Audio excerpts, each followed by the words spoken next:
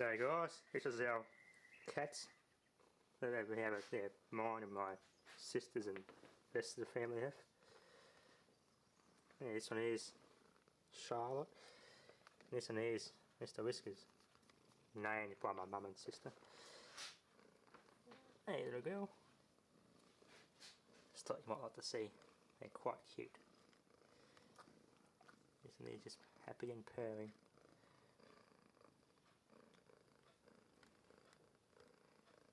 You're a good canner. All spoiled, aren't you? All spoiled, got your own bed to yourself, own mattress and everything, eh? Puss, come on, look. Look at the camera. Don't be so shy. You're very happy too, eh?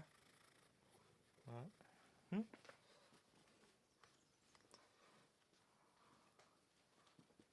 This one is, how old is it? I think it's nearly 4 years old, I think. This one here is his daughter. I think it's about just on 2 years old. The usual, like to eat and drink. This whole room is just dedicated to him. Right, bed to play on and everything. So my sister gets bored.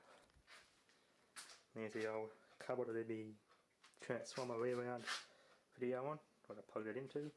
Big Sanya TV, just is a spare. And a nice old classic carbonator Foodorama. I think it's judging by the design and all that, I think it's 1970 something model. Got the latching lock and something my sister put there when the other cat died. Adjustable temperature, light, and rust in the bottom of trying to repair. Oh yeah, cheese and butter storage. Nice blue colour and burger holes and everything on it. And this, whoops, slipped on the cat litter. And this has the old General Electric pancake compressor. And I think it uses, might be R12 refrigerant, not too sure. And the really old style plug, original, 5 amp rated. Just plugs into an ordinary breaker type power outlet. And yeah, it's this room just dedicated more.